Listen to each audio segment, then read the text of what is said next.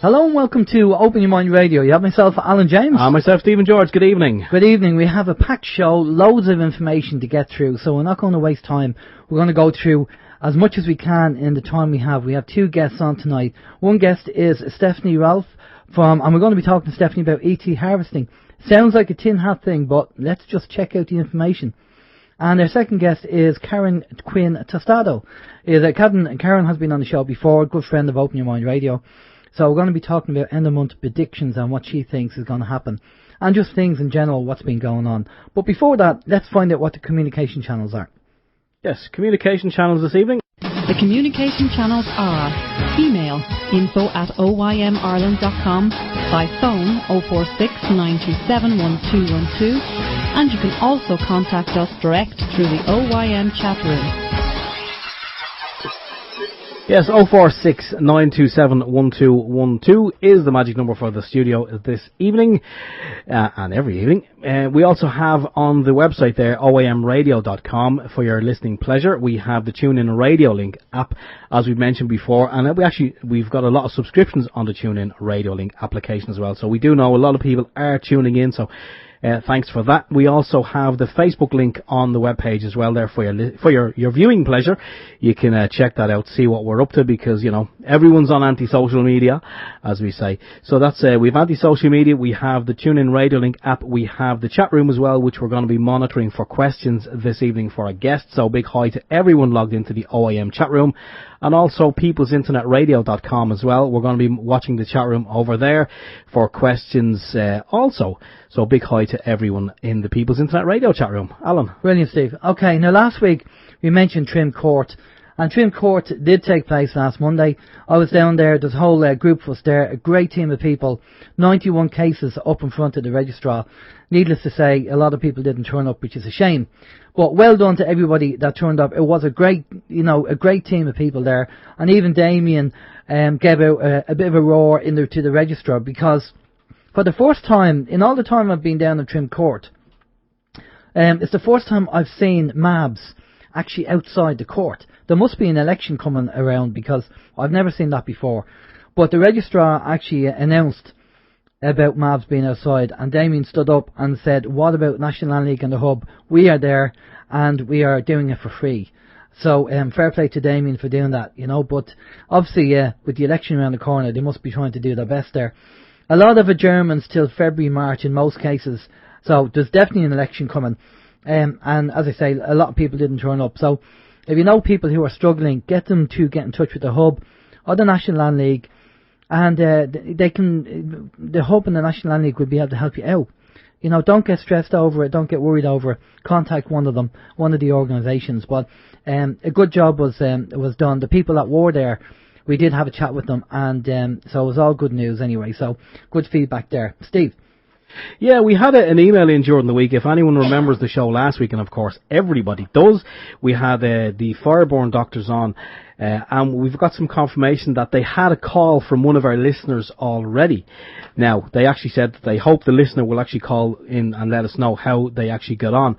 But that's good to know, so at least we know that the information is getting out there and people are taking notes. I visited their website during the week. I will post it up in the chat room for all.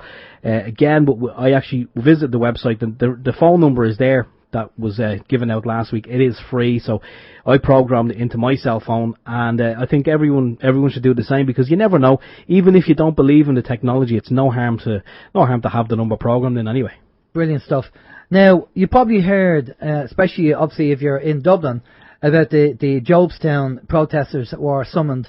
They got summoned during the week, and Joan Burton with her, entrapment in the car. It's just farcical and ridiculous that all these people have been summoned. And fair play to everybody that attended the protest and spoke at the protest.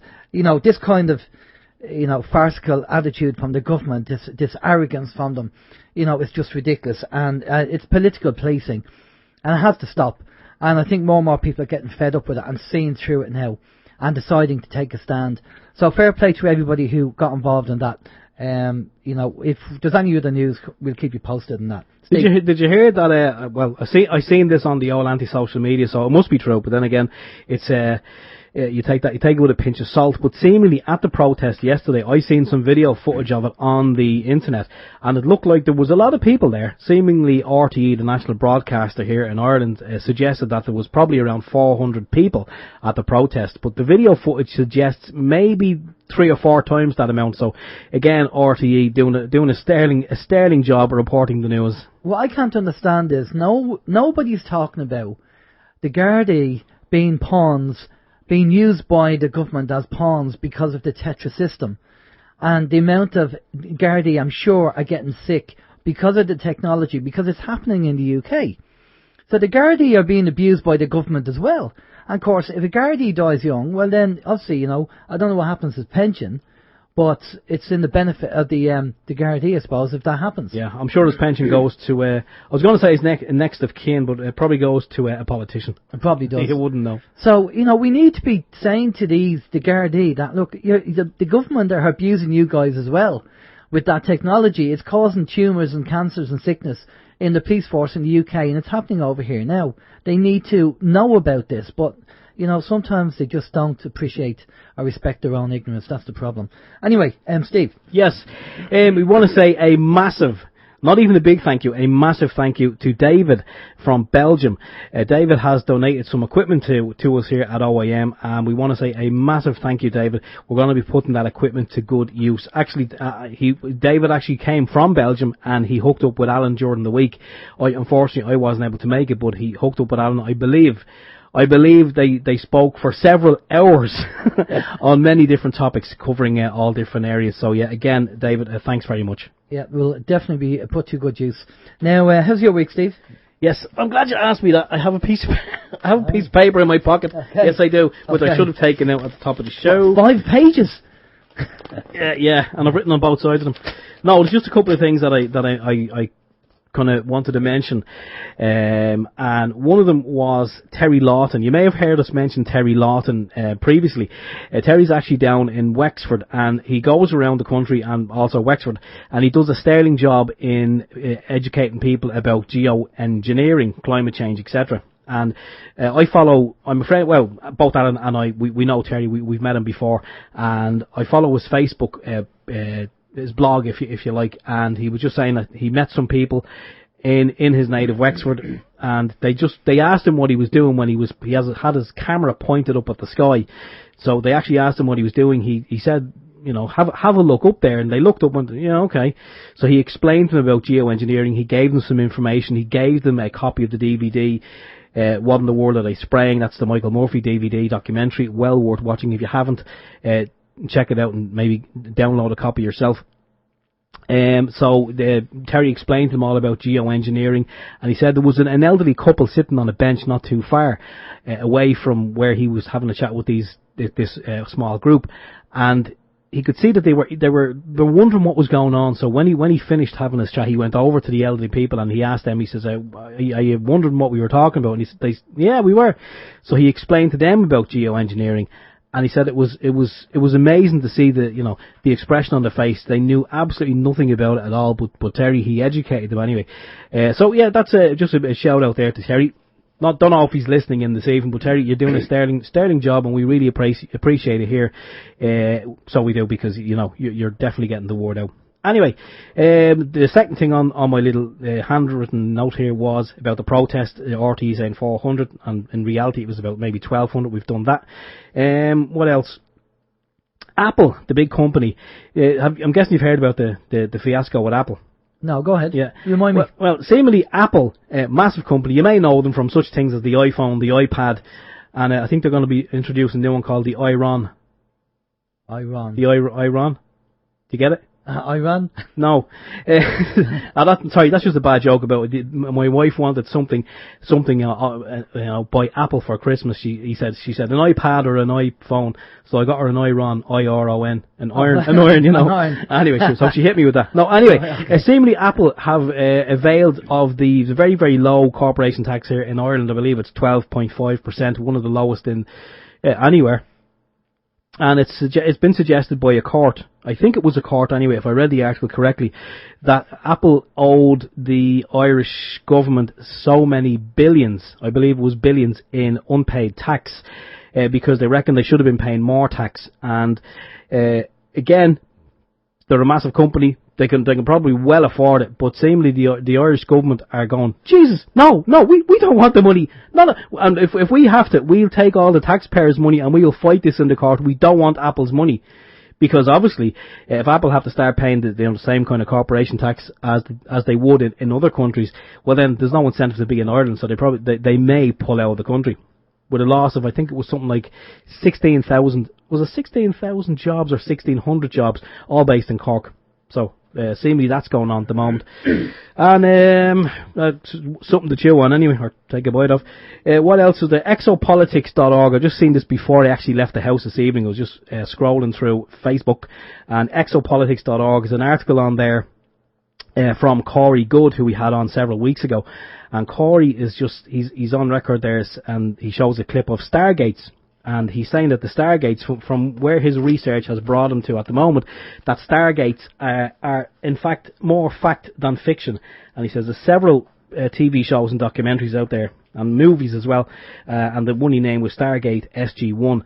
And he said even the likes of that, he says, they reckon that it's based on ancient technology. Yeah. It's not even new technology, it's ancient technology. And he reckons it does exist. Take it with a pinch of salt. I'm only saying, believe what you want to believe. Anyway. That was it. How was your week? I enjoyed the movie Stargate, the old one. Yeah, I've never seen it. Oh, it's very good. You should watch that. Right, okay, just a couple of things before we bring Stephanie in. I'm just going to give you a sample of the kind of email that the National Land League get in from people with the way things are struggling at the moment. I have an email here from an OAP who's 68 years old, facing repossession in a court in the next few weeks. They owe €70,000 on the family home that they've been in for the last 55 years. They live alone, have medical problems, and walk with an aid of a frame, and they'd like some advice. Now, that's only one of many, many emails that are coming in from people who are struggling, and the banks are trying to take their houses off them after being living there for so long. It's just unbelievable and sickening. So, if you can help the National Land League, the Hub, or any group out there, please join and help out, because it's going to be people power to bring this government down. It won't be. Don't rely on the government and the politicians. Just moving over to Australia at the moment, and an update on the Australian situation. The government has confirmed that the family tax benefit, something all parents are entitled to, will be taken from parents who do not vaccinate their children up to the age of 19. A backlog of vaccinations is also required. This will put the average family into poverty and make life impossible for single parents. So they're doing mandatory vaccines, and you won't get your benefits, your family tax benefits, if you don't vaccinate your children. So Big Brother is Big happening. Brother, he's everywhere, isn't he? Okay, and the last thing on the list before we bring Stephanie in, the Hub in Dublin, who are doing a great job helping so many people, have sorted out they're tidied up their office, and they're looking for computers, printers, laptops, or any technical stuff that will help them out. They have at least 8 to 10 people a day, 5 days a week. And remember, this is all voluntary work. Nobody's getting paid. So you can contact the Hub on their Facebook page, or let us know, and we will pass on your details to them. You can also donate to the Hub on www.thehub-ireland.com. So they're doing a great job down there. They need as much support as they can get. And so if you have computers or laptops that's half decent, it'll be a big help to them. Laptops preferable, but they'll take PCs as well. I'm guessing they don't want other people's rubbish. I mean, I'm guessing it has to be usable. It has to be usable. We don't want Windows 2000 or something like that. It has to be something that that works. You might know somebody that works for a corporate company, because corporate companies, after every 3 years, due to the write-off period with their capex and stuff like that, they get rid of computers, but they're still half decent. So you might know somebody like that who can get their hands on computers like that and give them to the Hub. Be fantastic. Okay, now the lady that we have on, our guest is a lady called Stephanie Relfe. And Stephanie, we talk about ET harvesting, and I know some people might think, oh, it's tin hat foil time, let's put on our tin foil hat. But when I start looking into this subject and looking at the movies and everything that's out there about this subject, it starts getting very sinister. All the people talking about it, all the movies that are out there. Now, we've heard before time and time again, don't we say no consent? We say to the courts, and all the paperwork that we do is no consent, isn't it? We go, return to sender, no consent, all that kind of stuff. Now, apparently, maybe a long time ago with the fallen angels, if you want to call it that, the deal was with Source Creator or Source or God or whatever you want to call it, that they could do what they could do, but they have to tell us. They have to get our permission. And once they have our permission, then they can do what they want. Okay? Maybe that's the reason why we say no consent. So, one of the things is they have to tell us what they're doing. And Hollywood is one of the places they use to use the movies, along with other things that are going on, to, tell us what they're doing. And if we don't turn around and stop them and say no consent, well then, that gives them the right to do what they do. Now, I know this sounds like really out there, but at the end of the day, any subject that is kind of, people believe that it's out there, oh, well, just ignore that, it's a bit out there. Well, that means that if that is true and it is happening, we're letting them get away with it because we're just ignoring it because we don't believe it. Now, Aristotle did say that the mark of an educated mind is to be able to entertain a thought without believing it. So you're going to have to switch into your 4D way of thinking and not your 3D. And because if your initial thought on this subject is, I don't believe it, well, that's 3D way of thinking. If your initial thought is, okay, let me hear the information and let's discuss it, let's talk about it, and let's find out what it's all about, well, that's your 4D way of thinking, and that's the way you need to be thinking. Keep an open mind, be a skeptic, but keep an open mind. So we're going to bring Stephanie in, but before we do that, Steve's going to tell us all about who Stephanie is. Yes, okay. Stephanie Relfe is from Australia and her husband Michael Relfe is from America. They were the original Mars Whistleblowers when they published their Mars records in 2000. They published 4 free books which gave detailed records of how Stephanie helped Michael to recover hidden memories with a biofeedback meter without hypnosis, of things that he did while in the US Navy that he had no conscious memory of, including going to Mars for 20 years, killing people with remote viewing, being age recessed by 20 years, time travelling back, and later military and alien abductions. Stephanie has a Bachelor of Science degree from Sydney University. Her websites include themarsrecords.com, metatech.org, which has been educating the public about the reality of reptilians and aliens since the year 2000. Relfe.com, which gives valuable natural health, mind, spirit, financial and other information unifying the whole rather than just educating a part of the whole. Stephanie is also a trained synergistic kinesiologist and clearing practitioner, and through people contacting them through their websites has gained access to a wide amount of unique paranormal knowledge. Today, Stephanie wants to warn the public that a harvest of humans by aliens is coming, and no matter what happens, do not get on the ships. Good evening, Stephanie. How are you? Good, thank you, Alan and Steve and everybody. Hi. Stephanie, thanks a lot for coming on the show. I know this, for some people, this is a very tinfoil woo-woo subject. And that's, if that's their first impression, well then that's fine, that's fair enough. But when I start looking into this subject and looking at all the movies, all the kind of movies related to this kind of subject where aliens are eating humans. I mean, and we also had Chris Thomas on the show. If long-time listeners remember, Chris Thomas's interview is on YouTube. You can go back and listen to it. And when we talked about, the ETs coming down and they're going to save us and you get on the ships and all that, and the first thing Chris said was, I wouldn't be doing that. Now, tell us... Very good advice. Yeah, now tell us why, Stephanie. How did you get into this, and why do you think this is going to happen, this is going to be the case? Okay, well, first I'll just say that the thing about tinfoil hats actually has a basis in reality. My husband, Michael, was just reminding me that when he was a radar technician for the US Navy, the men that had to climb the antennas used to wear total metal-covered cloth suits. Okay, so anyway, I used to be normal as, everyone else listening to this, and, I love the Irish people. My great-grandmother was Irish, and we especially love them because our heart is with people who have metaphysical abilities, and probably if there is one country that has more people with metaphysical abilities, it's Ireland, and that's why the Illuminati attack them so much.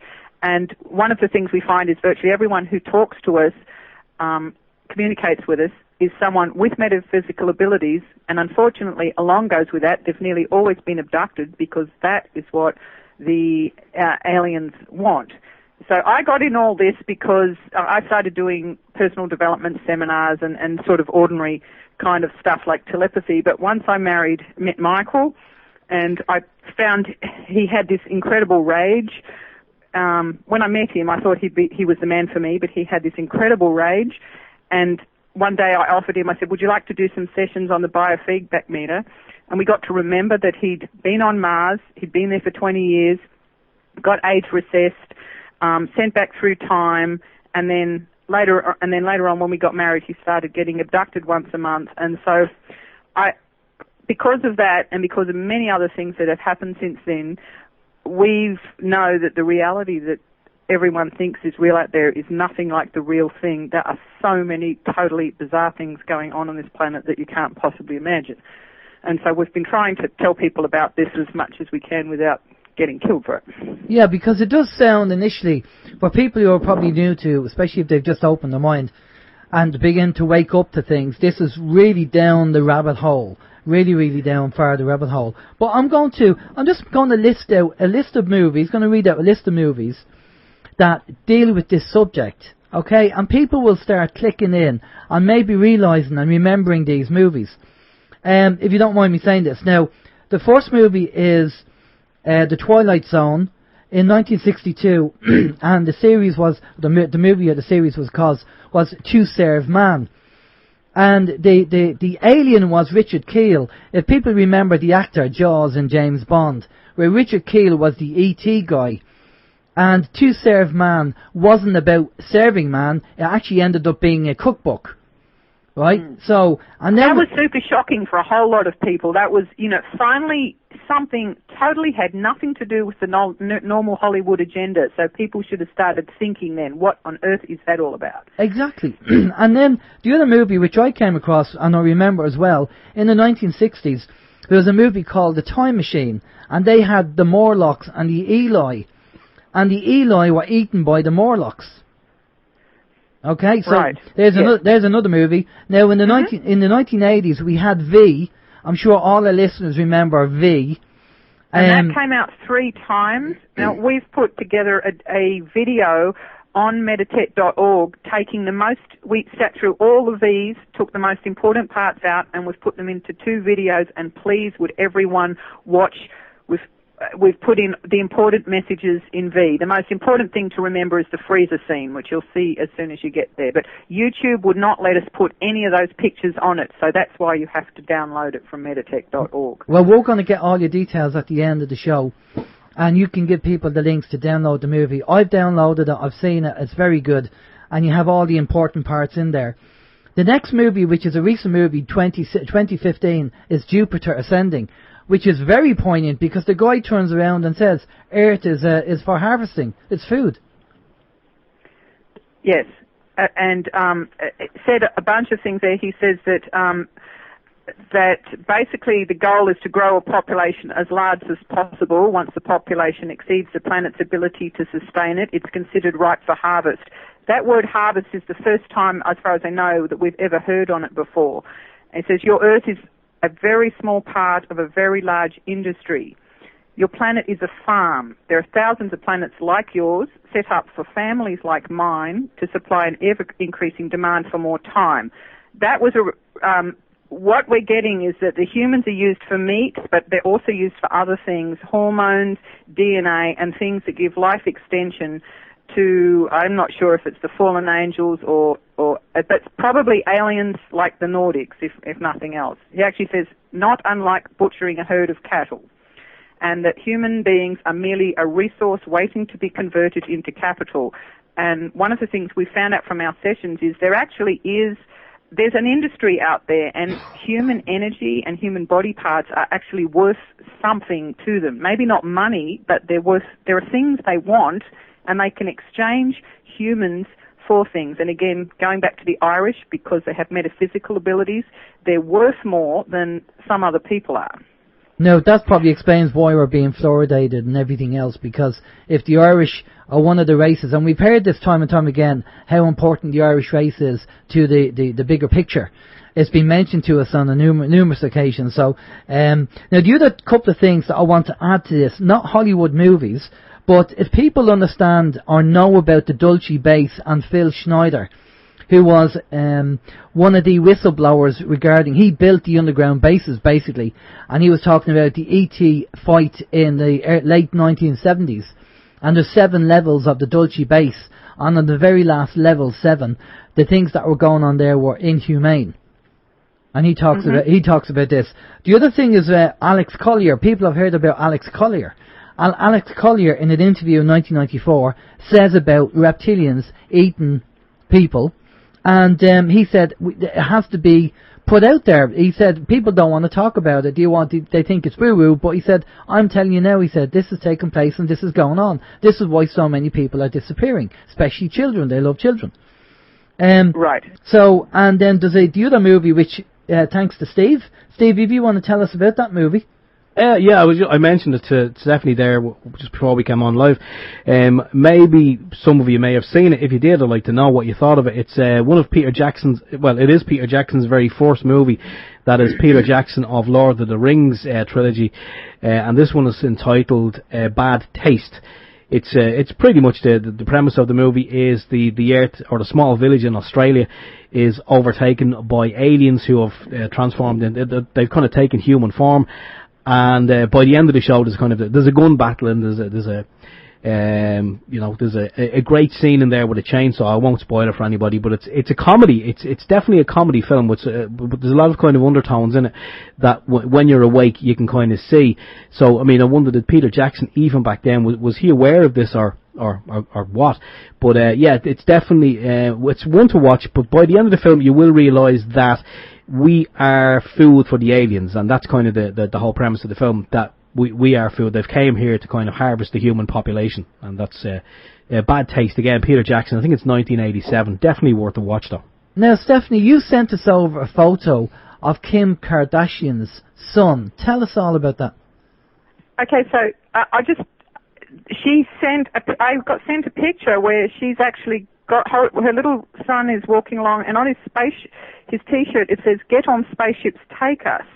And there's a video out there as well with who's that stupid person, Justin Bieber, and apparently it's like about 4,000 pictures so fast that you can't see them. It's like subliminals, but someone pulled it apart. And again, there were pictures of people going on the spaceships. Just go back, you mentioned Jupiter Ascending. That was the most important movie because the Wachowski brothers who made that, and they're not brothers anymore because one of them's supposedly turned himself into a woman, and now they call themselves the Wachowski Starship, which kind of comes back to the whole Starship thing. They're not just any old movie producers. The whole thing is that in that movie, The Matrix, in Neo's passport, they had the exact date and year of 9/11, 2 years before 9/11 happened. So they were really telling us things in The Matrix, and they're really telling us things in Jupiter Ascending again. Right, so when we talk about this consent, so basically one of the things we were talking about before we went live was, how do we know the difference between the negative ETs and the positive ETs? Because, we're in a universe of duality. It's only obvious that there's negative and positive. Now, one of the things that, we go back to consent, is that if they, let's say, for example, they land, things happen on the planet, maybe the pole shift happens or whatever, and things happen on the planet and they land, if they have to invite you in, then they need your consent. Now, if they're good ETs, they won't need your consent because what they're doing is a good thing. And do you want to go into more detail? Do you want to tell me what you said before the show? Because what your description was very good. Well, exactly. The thing is, if you're out in a storm in a boat and you see someone drowning, you don't come up to say to them, "Would you like me to save you?" You just whip them aboard. Right? There are good ETs out there. They're rescuing people all the time. They're doing things, but ultimately this is a spiritual battle of good and evil, and we're all subject to God's laws. And if they do not need your permission, but the bad guys absolutely do, And so they've set up a good cop, bad cop scenario where they've let us know that the reptilians are bad and the greys are bad, and, you know, you'd think they're bad because they look pretty nasty. But the ones that they've hidden a whole lot are the tall whites, the Nordics, who were behind the Nazi party. They're very tall, extremely beautiful, blonde, blue-eyed, just glowing with charisma, good manners, well-dressed. They are going to look fantastic, just like the ones that were in V. They looked human, even though they were reptilian. It was humans that came through. And I've done, people are going to think these are good people because, for one thing, all the, you'll see that we've had, I've posted about 6 dreams that different people had. And what was scary is just each dream was so detailed and so very much like each other. And 3 of those 6 dreams showed that the military is going to be helping them, and others showed that the famous people are going to be behind them. So if some aliens land and the military is supporting them and the government is supporting them and the celebrities are supporting them, because they're all Satanists, you don't want to have anything to do with them. These Nordics, I'll just give you an example of how evil they are. One session I did on a person who got to remember being abducted by Nordics. They gave them commands. This is mind control commands that all abductees get. They had ones like, our will is your will. Follow our orders. You have no will but to serve us. You are our slave. There is pain for disobedience. You know, poverty is holy. We own you. Things like that. And I think these Nordics probably work with the fallen angels if they're not fallen angels, because they look so similar. Yeah, it's a concern. Well, as I say, this is really, really down the rabbit hole. And for people who are new to what's going on, it's just going to blow their mind, and they'll find it probably very hard to comprehend. But I know myself and Steve have been involved with having their minds open for a long time, and I've been down this rabbit hole and spoke to so many people about this. So and Steve is the same. So it doesn't really faze us because we get it. Because I know the whole thing is sleight of hand. If they get you concentrating on the day-to-day stuff, the water meters, the mortgages, the bank debt and everything else, well, that's brilliant, because what they're doing over here, they can get away with, because you're focused on the day-to-day stuff. Now, I'm not saying the day-to-day stuff is not important. It is. But you have to look at the bigger picture. This is a massive jigsaw, and you have to look at all the pieces, not just one half of the jigsaw. You have to look at the other half as well. When do you think this might happen, Stephanie? If there's one thing I don't want to do is say when, because I've been tricked once before. I got tricked into putting out an article called 2003, which is talking about Nibiru that someone sent me. And all I know is it's going to be at a time when there's a whole lot of really bad things happening. I think there's clues that it's coming. It's quite likely that this illegal immigration thing that's going crazy will be part of it. Because, you see, there's a lot of people, when this happens, whether they've heard of aliens or not, they're not going to be in a hurry to get in a spaceship. It's going to take something massive. So they're going to have people for each one who loves them. They're going to have things that are so bad, like that you basically think that your planet and your country is done for. I'll just tell you one story that I think, just kind of curious, it's kind of weird information that we get, is that the secret is aliens aren't as alien as they appear. They always show in Hollywood, you know, there's all this creepy green stuff in the ship and everything. But if you knew that they actually acted more like second-hand car salesmen, then you might not be so freaked out. So a friend of ours who, he's a Christian pastor, he used to be a Catholic priest, a satanic priest, an ex-vampire, and a high-level Mason. And most people don't. In order to be a satanic priest, they told him he had to become a Catholic priest first. Is that Bill Schnebly? Yeah, Bill Schnebly. Yeah. One of the times he got abducted, this was when he was young, he's just sitting in his car, he got abducted, and he wasn't abducted to a spaceship or anything. He got abducted to a place that was covered in carpet, and he's facing a wooden desk, and there's wood paneling, and behind it were 4 aliens. One was a tall grey, one was like a squid-looking thing, one was a beautiful-looking Nordic, and the other one kind of looked like Darth Vader, and this was before Star Wars. And they started questioning him about how he was doing in Freemasonry, because they weren't very happy with how he was doing with Freemasonry. which again gives us more clues that they're behind Freemasonry, and that's one of the ways that they run the whole planet and keep it all messed up. And then he got returned to his car. And the other story I've got that lets you know that they act more like lawyers, and, you know, we all love lawyers so much, don't we, is that this is harder to confirm, but we met someone who, it's one of these heard someone who heard someone. A friend of theirs had, I think their father was President Roswell, and he said that when an alien turned up, he had a briefcase and it was chained to his hand, just like a normal lawyer. So these aliens go around with papers, with briefcases, with carpet, with wood paneling that looks like judges. So they're acting just like, you know, the Illuminati that run us. And so they want to give us this idea that they're all weird and strange, because when they turn up, everyone is going to be so impressed. They'll probably do a thing like reenact the rapture. There was a video that showed that back in China a few years ago, they managed to make people think that there was a whole city floating in the sky. So we know they've got holograms that can do that. So they could easily have a spaceship turn up and have Jesus appear in the sky and have angels appear in the sky. This will probably happen either when they're going to fake or it's really going to happen. There's asteroids dropping around the place, and I wouldn't be surprised if they turn the water and electricity off for at least a couple of days.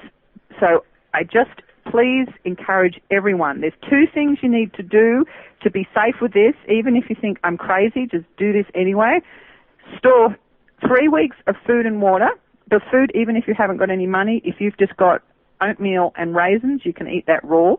And the number one thing that's going to get people on the ships, most people will go on the ships, but there'll be a few stubborn people. We believe that there's something in the smartphones especially, or cell phones, but especially the smartphones, that is going to do something to take over people's minds and make them go on board. A number of the people who've had these dreams said that everyone kind of looked like zombies. And these guys have advanced technology. Going back to Phil Schneider, he told us that like decades ago, that for every year that we have, their technology goes ahead 44 years. So they absolutely know how to do things, and you've seen how addicted everyone is to their phones. So the second you hear of ships in the sky or anything, will you please get your smartphone, every electronic thing, and wrap it up in metal and don't open it until they leave. Well, I think that's good enough advice. You know, and I think from a psychological point of view, we're going to go off to questions in a minute. We'll try and quick fire them over to you. But we look at this from a psychological point of view, they will get people when they're at the lowest. So, I mean, that's the best way to do it, isn't it? I mean, when there's no water or no electricity and people are struggling, and then this hand is put out there saying, come on aboard and we can help you, we'll give you food and all that kind of stuff. And basically what you'll end up being is food for their return journey home, maybe. Let's quick fire the questions over, Steve. Okay, Chris is wondering, Stephanie, are you aware of Carl Turner's word indicating that a majority of abductees have Irish Celtic bloodline, and what does this mean? I'm not aware of the statistics, but I'm certainly aware that the more metaphysical abilities you've got, the more someone's going to be abducted. We're talking with people all around the world who've been abducted, but it's really interesting how often you find that they've got even royal bloodlines. But if you think about how often those kings used to go around having sex with all the locals in the village, it's quite possible that almost everyone has royal bloodlines. So that's definitely part of it. The people with metaphysical abilities, which are going to be a lot of the Irish, are much, much more valuable. All these people who had these dreams, they talked about how when people ended up on the ships thinking they were going to go to a wonderful holiday, that instead they were treated to terror and everything, but they were separated. So there are some that are just going to be used for meat, and there are others going to be much more valuable. Okay, so frightening information.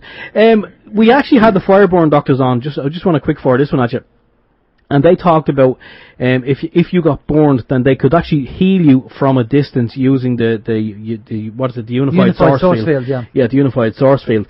And I'm just wondering, when you said, and I just know it was on your website as well, that you were able to kind of regress your husband to see that he had past lives and that he had been abducted. Is that something that you can do from a distance? Like, I mean, can people hook up with you and can you regress them, or do they have to be with you in a room? Here's the problem. Even when I've got them in the room, it can be a massive amount of work. There's so many things that need doing, because you can be attacked from them at the time. The levels of programming are so much that even for me when they're here, it can be tough. What we hoped when we published this stuff was we were hoping that everyone would learn how to do kinesiology and clearing and deliverance, because each person I get is completely different. They'll have been abducted by different kinds of aliens for different reasons. They'll have had different drugs and different commands, and it's an ongoing thing. Okay, so they would have to be there anyway. Yeah, the thing what we've encouraged everyone to do is at least learn kinesiology and learn how to get your booby traps removed, because I've got an article how thousands of UFO investigators have died from heart attacks and cancer. A lot of just actually got plain murdered, but a lot of them died just suddenly from things like this. An example was Dean Stonier, who ran conferences in America. He invited us to come and talk on the Mars records. That was when we thought we were going to do talks. And he was dead 3 months later. And we believe a lot of that is from booby traps activating, because almost every abductee we've seen has a whole bunch of... What a booby trap is, it's a command in the brain. It'll be die if you remember this, have a heart attack if you remember this, have a brain hemorrhage if you remember this. All these gory ways to die if they remember what happened to them.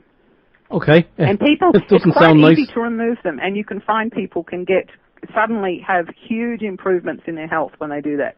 Yeah. Well, we actually met a guy, Alan and I. We met a guy a couple of months back on a training course that we were on, and he showed us a little bit about kinesiology. And one simple thing that he showed us, and I mean, if kinesiology is this simple, I think everybody should go learn it. But he said if you want to know if something is good for you or whether it's bad for you, he said stand up straight, hold it up against well, obviously whatever the chakra is here, I can't remember what it's called, your throat chakra. And he said if you start to wobble, he says, then that's your body is telling you that this whatever it may be, food item or whatever, is bad for you. And I mean, it sounds like it's a fantastic thing to get into. I mean, would it be easy enough, let's say, for the average person on the street to learn this and find out if they do have any of these booby traps? Yeah, it's extremely easy to learn it. It's just most people aren't training it properly, so that's why we spent 4 years creating a DVD training course to teach people how to do this. When I did it, it was mostly because we wanted to help the abductees, especially to get rid of the commands and the booby traps, and also to have a way to find out what's going on. You can even use it for spiritual oppression, because of the work we do, sometimes I will just suddenly feel my heart racing and I can tell something's attacking me, and I reach over and I can just muscle test then from Michael to find out what kind of being it is that's doing it. And here's a way, if anyone's being affected by any kind of spiritual attack, take out what's called the sword of the spirit and literally say, in Jesus' name, I kill you now. You pick up that sword and you just slice it. And since we've started doing that, which things have improved for us a lot. Okay. And in the spiritual, you can do spiritual cleansing with the same thing. You do the sword, cutting the ties, negative ties to people and stuff like that. That's a similar thing. Yeah, but not just cut the ties. I'm talking about give that being spiritual death. And I think an alien spirit, you can actually kill it as a spirit so it no longer exists. Oh, excellent. Okay. Right, we'll go off to questions. Try and get through them. Okay, this one came in earlier, and it's does Stephanie believe we are all infinite consciousness, indestructible and eternal? And would you say it would be impossible to capture or abduct? Only the body can be controlled. Okay, each of us is absolutely an immortal being, a child of God, and yes, we will live forever. But here's the tricky thing. The weird thing is these creatures can do things to your spirit, and I haven't quite worked out this. An example, I did a session someone recently, they got to remember that they actually went out of their body, and no, they were just talking to me, it wasn't in a session. They actually remembered that they were out of their body, and the next minute the aliens just slammed them back into their body. So there's something else going on, which I don't know what it is. There is definitely a part of you that they can't ever touch, ever, and that's why they're terrified of us. And here's the real thing. They are terrified of us. If they weren't, they wouldn't stay hidden from us. So we, the Blue Planet Project, said that the aliens consider us the most dangerous things in the universe. We're not dangerous to each other. We're not dangerous to animals and babies and children or to nice people. We're just dangerous to evil aliens that need to be destroyed with the sword of the spirit and other things. Well, when you say we're not evil to each other, I mean, well, you kind of just look at some of the politicians and some of the world leaders, and, you know, it looks like that, well, some people, possibly the psychopaths, they're definitely bad to our fellow human beings. So, I mean, I think that... That's true. Now, here's the first thing. How many of them are human? We don't know. Then some of the others, if you read the stuff about Savali, who worked for the Illuminati, she explains how they are all mind-controlled from children to torture each other, which is really bad. Now, here's the other thing you've got. If you start looking at this thing called crisis actors, and I've got a really good video on Metatech, you'll find out more and more of these stories that we're told of what's going on.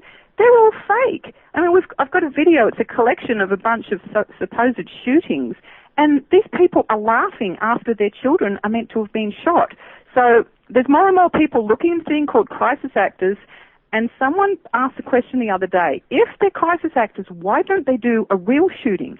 Well, it goes back to what you were saying earlier about there is a spiritual laws, and you cannot just kill anyone. There's been many stories of people when Bill Schneblin had it, someone went to shoot him and it didn't work. We've got a transcription on our Rex Juice website of a person down in South America who was, he had a gun put in his mouth and they pulled the trigger and it didn't work. George Washington, they couldn't ever shoot George Washington. So somewhere along the line, I think they've learned, if God doesn't want someone to die, they're not going to die, so they can't do it. So they do these fake stuff to make us think that humans are bad, to make us think this planet's bad, and that we're better off with a bunch of aliens, where in actual fact, it's aliens have been pulling making us hate each other and do all this horrible stuff, and half of it's not real, so that when the ships come, they can clean everybody off. Yeah, when you say about the crisis actors, yeah, we've seen a lot of the footage, especially I think the one you may have been hinting at there about the people laughing was the Sandy Hook one. I think that was kind of blown out of the water on the internet there. I mean, there's no way it was real, and even there's a whole bunch of them now. People are starting to notice when people are laughing in the background. There's actually quite a lot of them now. Yeah. Now that people are waking up, well, a few of us. Oh yeah, well I think there's more than a few of us. I think our kind of goal is to wake one person up every day. Wake one person up every week anyway. But no, I mean, look, people are starting to wake up, and again, it's not always, it's kind of little things, silly things that wake people up. Like over here in Ireland, a lot of people actually woke up because of a thing called Irish Water, where they want to start charging us for the water, which we already pay for twice through taxation. They want to charge us again. So that actually woke up almost 1.8 million people. So, great. People are now taken to the streets. But anyway, that's kind of going off topic. I just want to throw another one at you there. Karen, who's actually going to be on after you, Karen says, it seems to me that the aliens could also be military, using clones and secret technology, creating creatures like the Montauk monster found dead in New York. And Karen also goes on to say, how can you kill the bad spirits? Well, we found you can kill the bad spirits with the sword of the spirit. This came to me one day. We were under a massive amount of spiritual attack, and Michael would do the thing that says in the Bible that you can bind things in Jesus' name. But I was just sort of praying to God, what else can I do? And I just saw I saw a mound of Excalibur and a sword in it, and I pulled out and looked at it, and I thought, this is a sword of Excalibur. And in that moment, I thought, that's one of the things it talks about in the Bible when you put on the spirit of the full armor of God. One of them is the sword of the spirit, and I realized then that sword can be used to give spiritual death. So, so you can kill them. Now, the other thing to do is a lot of these creatures are coming through mirrors. We found people. There was a man who had a being come through the mirror, literally like a solid dimensional thing floating across the room with a Quaker hat and everything, and he said, we will give you all the money and fame you want if you will come and join us. That guy didn't join them, which he was meant to, and the thing tried to kill him, and he protected himself. But what that shows is they can come through mirrors, so please read the article at metatech.org and put the Bible verses on all the mirrors in your house. As with this coming, when this thing's coming, and anyway, the demonic energy is going to get worse and worse. You have to make your house a holy place. Get all the cursed objects out of your house, which can be a bunch of things, and put protection on your doors. There's a thing called the mezuzah, which holds the word of God, and also especially put this thing on your mirrors so they can't come through your mirrors. And when these ships land, just get in your house and stay there and don't get out until they're gone. Now, I have to say, sorry, Steve, Little Grandmother, who's well known on YouTube for giving predictions, and somebody else I was looking at over the last couple of weeks, funny enough, said the same thing about when this 3 days of darkness happens, the best thing to do is stay in your house and stay calm and stay positive. But make sure you have your curtains pulled, because it's not going to be a pretty sight, apparently, whatever that means. Yeah, I don't know why it is. I just keep getting 3 weeks. Years ago, we thought we had to store, years and years food and water. Whatever's coming, I don't think that's going to be it, but I really think having 3 weeks of food and water, and I've seen many other people saying the same thing, is going to help. And to a lot of people that might seem a lot, but just start. Just get a bucket of water. Get a thing of oatmeal. Do something to start now, and please don't leave it. Get out. I'd go out and do some shopping, tonight, tomorrow. Get going. Yeah, well, we've said this time and time again on the show, that whatever is coming down the line, regardless, it's always handy to have extra food in the house. If nothing happens, then that's fine. It's not a problem. Steve? Yeah, but from what you're saying there, Stephanie, when you're saying put Bible verses on your mirrors and stuff like that, it sounds to me, now again, this is just a I'm just kind of throwing it out there. You kind of have to be a God-believing or a God-fearing individual then. Would that be correct? Because, I mean, I'm guessing if you don't believe in a God, or you wouldn't, subscribe to what's in the Bible, then you're probably not going to be saved. Would that be fair to say? I don't think so. I think God understands that each person has been affected by their own background. He loves us all. And if someone will actually do it, that counts. And we're talking, again, legal things. The reason I say this thing on the Bibles, I'm not just making up, because what happened about 3 years ago, I started having the most disgusting nightmares you can possibly imagine. I would wake up screaming in the middle of the night at the top of my lungs.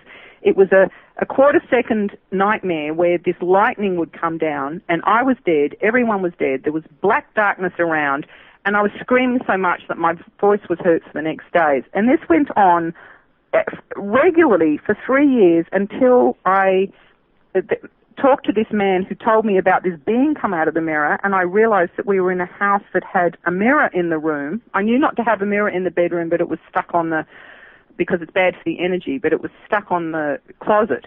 And so I did that, put the thing on the mirrors, and now I haven't had a nightmare for 4 months. I'm back to my normal self. I've spoken to a few other people the same thing, having nightmares beyond imagination, and we're not talking people who watch horror movies or anything. There's no reason for these, and they stopped as soon as they did this. So if someone will just do that, then God will, I believe it will work, and then they'll probably get more faith that God is real. Yeah, I've actually never heard that before, and you've just said something there, and immediately I have to just ask you this. My daughter actually would often have nightmares, and she's the only one in the house that actually has a mirror in her room. Well, my son there's a mirror in his room, but it's on the back of a closet door, so it's not facing into the room, it's facing into the closet. But my daughter's the only one that has a mirror that faces into the room, and she has nightmares. Do you reckon that maybe we should remove that mirror? Or put a Bible verse on it? Remove it. There shouldn't be anyone who can get mirrors out of their bedrooms and I would have this prayer. When I say prayers, have it so tiny you can't even see what it is on every single mirror. And there's something weird with mirrors. It's the fact that it's the back to front, it's a counterfeit. I wouldn't even be surprised to find that mirrors and pictures of cell phones have got encrypted on them now, get on the ships. That it's probably been in the subliminals for ages to... the weird thing going back to that Jupiter ascending is that they showed a massive worldwide removal of everyone, which ties in again with Earth changes and Nibiru and the pole shift and everything. Maybe they're allowed to take us because we're all going to die anyway. And when I say die, I don't want anyone to be afraid of death. Please, if anyone's afraid of death, I want you to read as many stories as you can of near-death experiences and see how every single person who has a near-death experience said that when they dropped their body, they felt fantastic, they still looked the same, except they will look younger, and they felt so happy and they didn't even want to come back. Yeah, well, that makes sense.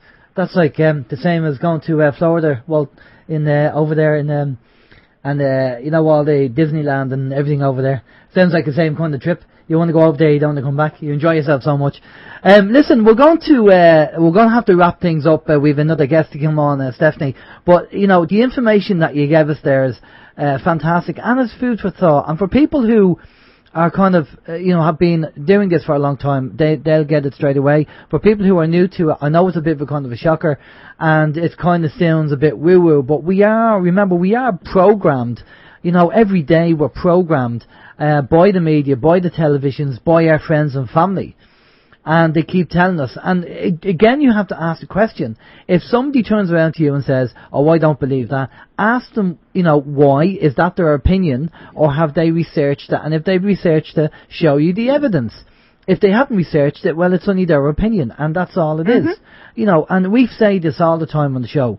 Show us the research, and that's what it's all about. But listen, again, I think there's a part 2, down the line, and maybe in a couple of months' time, we'll get you back on, we'll do a part 2, we'll do a full show, and we'll see where we are 2 months' time, because a lot of people are saying, and Gordon James Gananotu was one of them, that said that, by Christmas time, by December this year, the world is going to be a different place. I don't know in what way that will be, but that's his opinion.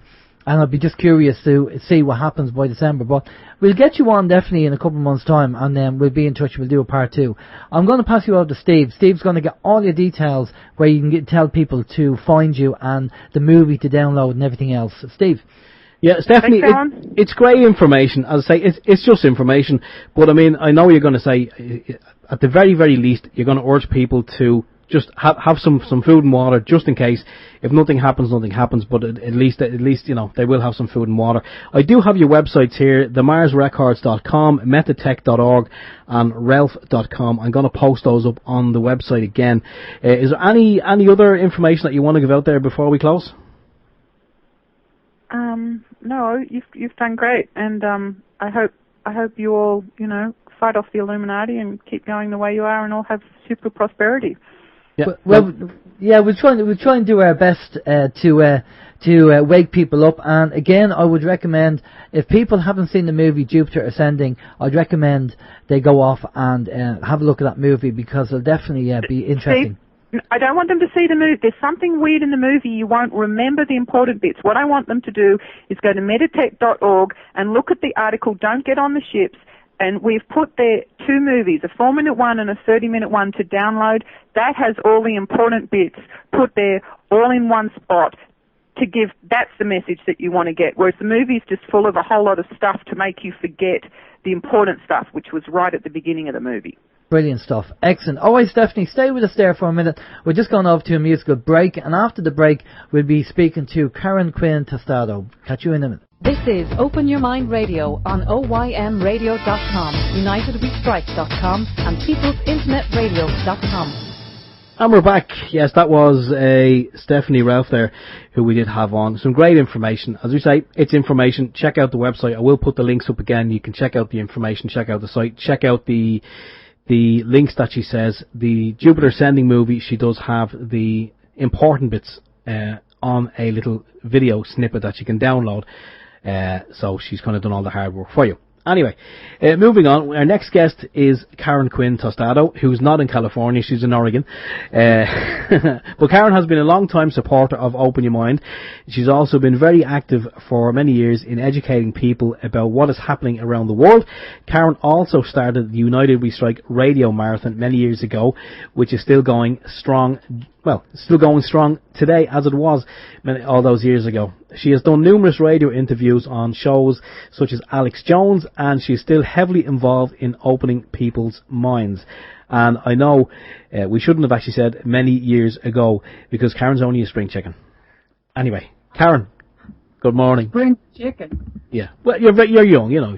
You're not as old as the script is making you out to be. Like many years ago, like Karen started the United We Strike marathon. All 20 years ago.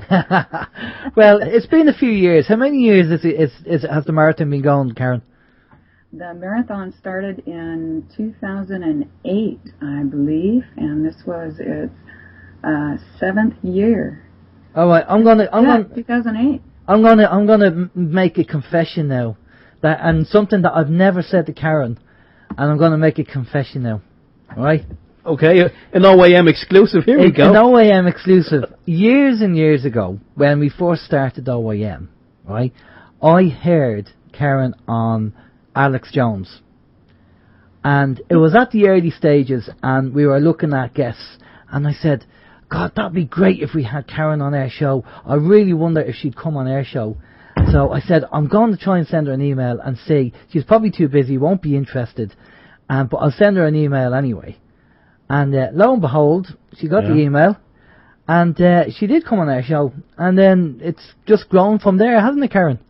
It has, and I was very happy to come on your show. And I am also very much indebted to you, because with the marathons and everything, and the whole idea behind United We Strike, which is what I pretty much put out there on the Alex Jones show, I am grateful to him for the exposure, and still very much believe in taking our power back and striking. But I was so happy to meet you, and I'm very happy as well. We did really set some records there with the marathons, and we were the first to really do that with an international team. And I want to thank you so much, Alan, for helping produce for as many years as you have, and also for helping with the website, which still is so much better thanks to what you've done, and it enables me to kind of keep my end up on my blog page, which is pretty much where I post, because the homepage stays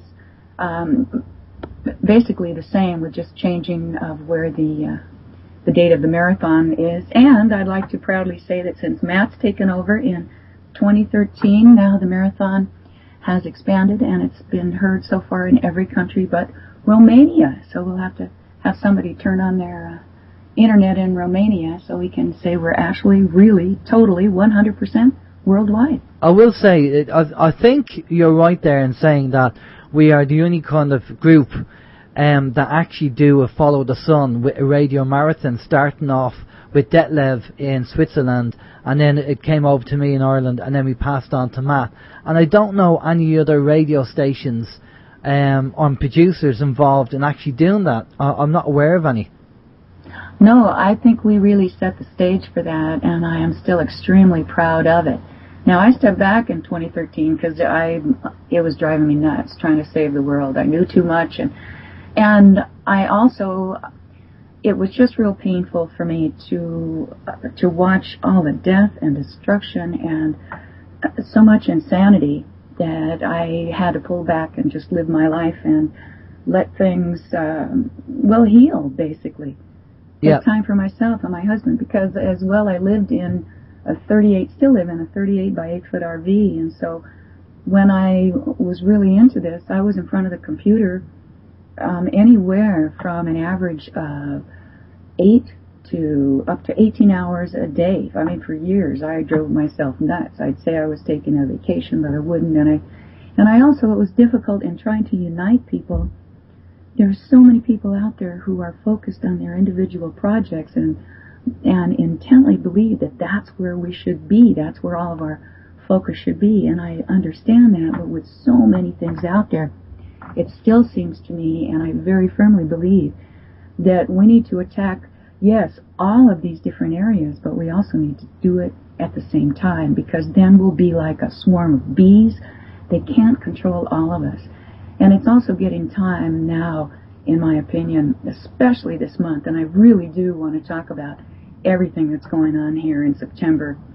And Shemitah, which is actually, I think, Shemitah, because they make a real mysterious thing about the Jewish banking system, the Zionist banking system, like it's a real mystery. And it isn't. It's just these guys in the background that decide every 7 years they're going to roll the dice, they're going to crash the system, and we go along for the ride because we've been poorly trained and it's time to wake up. So how's that for jumping into stuff? Yeah, we'll definitely have to do that. And like yourself, I took a back seat from the marathon as well, because it was, I done 3 years of producing and still take care of the website and stuff like that, but it was just time to pull away for a bit and just take a bit of time and focus a bit more on OYM as well, and get that out there as much as we can, get the information out. But let's get into the information. Let's look at September. Now, we are in September the 20th, and they're saying that this week is a very poignant week because there's so much apparently going to be happening. Everything from the energies hitting the planet, apparently, Wave X, which Simon Atkins talked about, which he said will peak on the 20th of October, to the super Shemitah, the blood moons, to even, they're even talking about there, again, they have a habit of putting loads of information out there. If you want to call it fear porn, or you perceive it as fear porn, that's fine. But the 23rd, which is this Wednesday, some people are saying an asteroid's going to hit. Other people are saying it's not an asteroid. It's going to be HARP technology, which people will perceive as an asteroid, but it won't. It'll be like nukes over in the Gulf of Mexico. So there's loads of different people saying different things. What are you hearing? What's your take on it?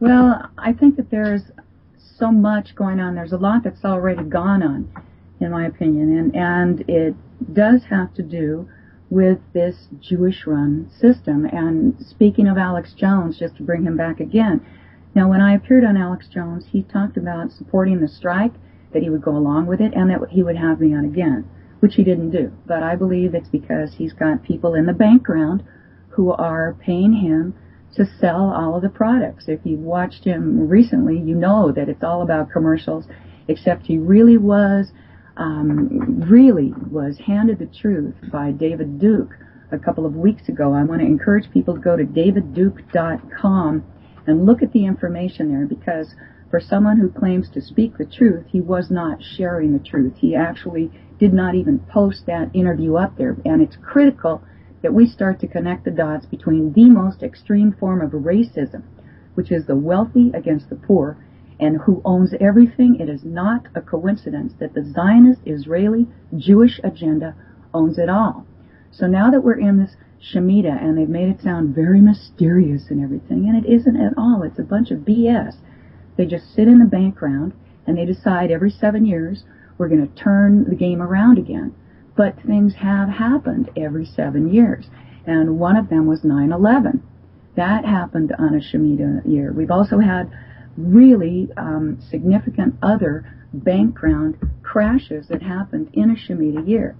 Now, the interesting thing about this is that the Shemitah is supposed to be a time of forgiveness and of forgiveness of debt, and that's not at all what's happening. So the people who are running this, or if they're involved with aliens or whatever, it's not simply that it is going to be, it's all propaganda. And the Shemitah, okay, this is it. On the last day of the Shemitah year, the people of Israel were instructed to perform a releasing of debts. We find the following in Deuteronomy chapter 15. At the end of every 7 years, you shall grant a relinquishing of debts. This is the manner of relinquishing. Every creditor who has loaned anything to his neighbor shall relinquish it. He shall not exact it of his neighbor or of his brother, because it is called the Lord's relinquishment. So this is also the 50th year of these 7-year cycles, which is also a big one. It's supposed to be this big global jubilee, which would mean that we are going to be debt-free. But that's not happening. So if you really start to put this together, it's a very, very evil cabal thing that happened. Now, in my opinion, on 9/11, to these people, and it could also be part of this Shemitah, which is, again, I think the Jews are telling us, Shemitah, you keep eating our crap and we'll keep feeding it to you because we're going to pretend that we're holier than thou, and it's written in our holy books where the rest of you will serve us. You're Goyim, and the only reason you look semi-pleasing to us is so that we won't be offended as you wait on us. So on 9/11, a blood moon sacrifice, in my opinion, or a blood sacrifice, actually, when Mecca, all the Muslims that are in Mecca, the lightning strikes, and you have carnage, and the equipment that falls is owned by bin Laden. In my opinion, that was a blood sacrifice, and it also had to do with this 9/11. And if you 9/11 was a day that happened on the Shemitah back there in 2001. Also, on 9/13, the Eurozone collapsed and closed its borders. On 9/14 is the birth of the Euro Army. And speaking of that in age, actually, on 9/14 of this year, I was 63. So I'm not a spring chicken for sure, but 6 and 9 is kind of a completion number. So if I end up on the moon here on the 23rd, I'm okay. You're happy with that. Well, funny you should talk about the Shemitah, because I talked about this and I looked into it, and since 1966, something has happened every 7 years, around September, October time. Every 7 years since 1966. 9/11, September of that year, 2001. 7 years later, 2008, we had the banking collapse, September. So 7 years from 2008 is 2015, and we have September, October. So, even although our last guest, we talked about ET harvesting and all that, even if it's just a banking collapse and the banks closed for 3 weeks, you're going to need to have cash on you and food, while if there is a financial reset or the banks do go down, because the banks are trading insolvent, they don't have any money, there's going to be a massive bail-in. That's what the rumour is now. If anybody goes to Google and types in Reuters bail-in, you'll actually see that all the banks in Europe, anyway, have all had to sign up to the bail-in by the end of June. So it's bank accounts are not your accounts. Bank accounts belong to the bank, and they can do what they like with your money. Exactly. They own it. Yeah. Anything not in your possession is owned, and I cannot stress enough for you, for everyone listening, to really start stepping into self-ownership, which means you own yourself. We all have a divine umbilical cord, and it's been hijacked along with our frequency, and it's time to really plug it in, because this month is important. And if you'll remember, in the end of August and the beginning also of September, the markets in China started crashing. So we're also having the stock market crash, and it has not yet come back over. I think it was in the 16.8, somewhere around there. Now it's like 16.5. It was crashing again on the weekend. So they've created our money, and they're playing these games, and they're setting us up. Now also on 9/16 is the 70th session of the UN. And so the world leaders are expected to adopt this Agenda 2020-2030 for sustainable development, which Secretary General Ban Ki-moon described as the crowning achievement of the 69th General Assembly. This consists of 17 sustainable development goals, including eradicating poverty in all of its forms everywhere, ending hunger, promoting gender equality, and combating climate change, among many others.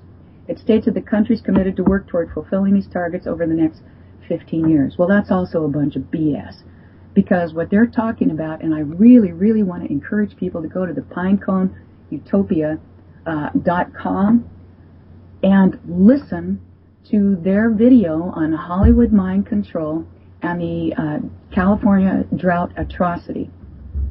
Because not only in there do they start to get into Julia Roberts. There's a whole program out now. Julia Roberts is Mother Earth. Clooney's in there. Basically, they're a bunch of Illuminati shills. And one of the things that Julia Roberts says, as they try and say that we're in charge of this. It's our fault for this climate change. Well, those frackers never say anything about the fracking, about the geoengineering, about the wars, about the depleted uranium, about the white phosphorus, about the weaponized diseases, about everything that they're stealing our money on. And now, if you listen to James Corbett, he's also very good for real facts. Melody, I know you're wanting facts. Pinecone Utopia, this one here is not fear porn, and I challenge you to watch that so you understand, because as they get further into it, they show you clips of what Agenda 21 is doing, and you will see that California is a test state. They are stealing the water. There are theories about primary water you can find on stopthecrime.net, which is a very interesting theory that speaks about if the core is molten, an ocean of primary pure water being all around it, and then we've got the rocks and the lava, and it's said that Tel Aviv was built in the desert using primary water. And if you look, it's pretty green. They are stealing our water on every single solitary front. They are turning our water, they're trying to encapsulate it so we can't access it. And we recently had fires that were here where this is the first time, I'm in Oregon, this is the first time that the firemen actually said that the trees were spontaneously combusting without being hit by sparks or anything because they were so hot. Well, it's fire accelerants that they drop. And we were forced to sit here and watch Mount Thunder, which is the top mountain that we can see, being attacked by flames as these fires burned. And they burned up in Washington, where we heard rumors that there were no firemen to take care of them. We also heard rumors that the UN troops were starting these fires. There's so much going on right now. And we've got to connect the dots, because the thinking behind that was, well, China owns all the forests. We're in a war with China. The explosions in China, I don't have the dates for, but those have also happened right within here, the Shemitah, which is supposedly kind of a nebulous beginning and end date. And again, part of the Jewish calendar. It's insane what's going on in front of us. But one of the things we definitely have to stop is Agenda 21. And I hope also, as you look at this, go to UnitedWeStrike.com and check out the homepage and start thinking about what you can do in your location and taking action in our locations. Because when you watch the movies or the YouTube videos of people going to city council meetings, you'll see that there's no way we can get through to them there.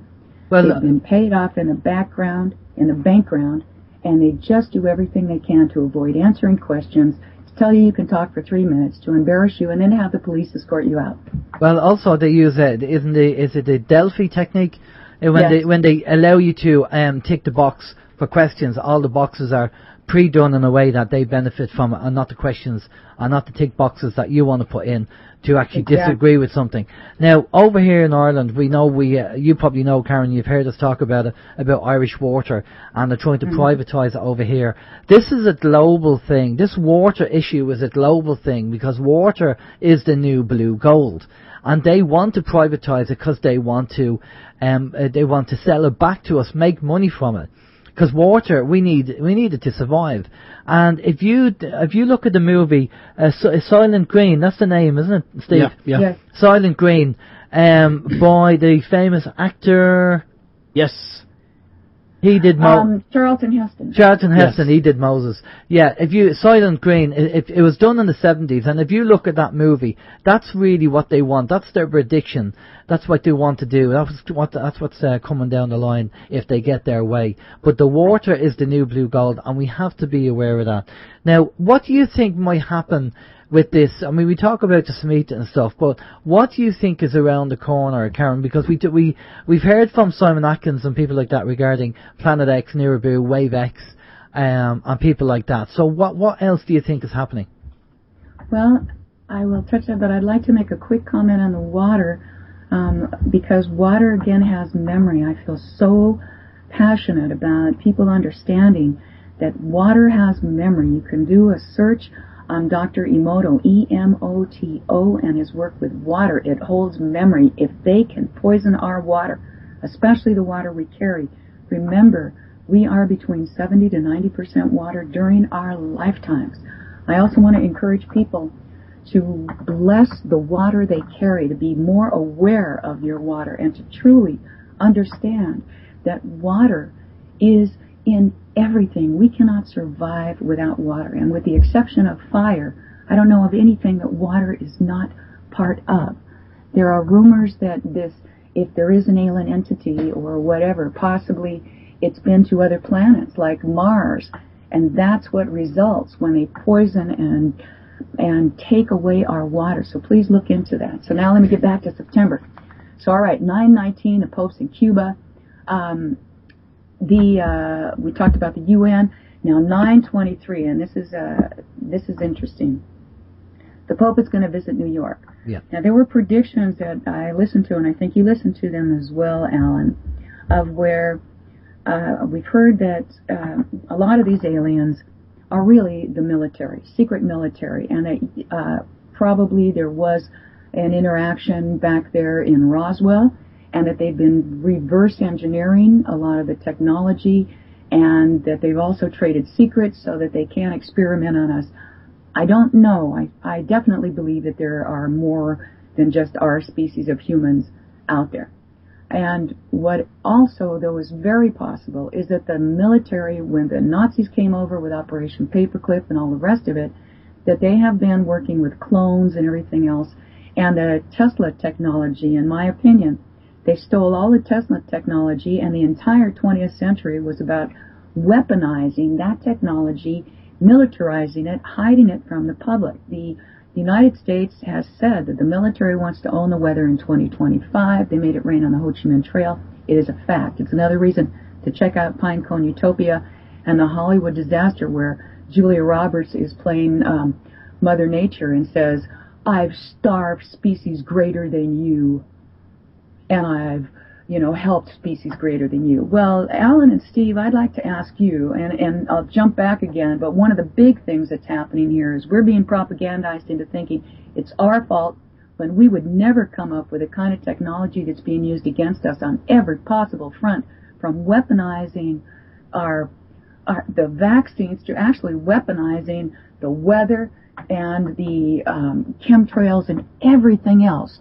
So when they say I've starved species greater than you, and they keep trying to press us down and say we need to go through experts, we need to plug in our own divine umbilical cord, I want to know from you guys, or even in the comments, what species would be greater than us? Well, in reference to what? In reference to Mother Earth, is Julia Roberts saying, yes, I've starved species greater than you. So she's Mother Earth telling us that. Now, is she talking about, I don't know, Anunnaki, angels, aliens? But then again, if you think about all the other philosophies that say we created the Earth, this is a holographic experiment of our own choosing, well, then what are we creating if we are creating? And if we've got this wave coming through that's supposed to be part of this photon belt that exemplifies and amplifies what we're thinking, then what are we thinking, what are we allowing, and how about if we start blessing our water and taking back control and refusing to listen to somebody say that, yeah, again, you're guilty. You're messing up this planet, so I've starved species greater than you. Well, I'd like to see Mother Nature starve the Bush family and the Cheneys and the Clintons and the people who are paying her to tell those lies. Well, look at what's happening with the animals around the world, all the pollution and the poisons and the massive deaths. If you really look into this, it's just amazing and disturbing how many animals are dying around the world. I mean, you're literally talking thousands, of all kinds of species which are dying.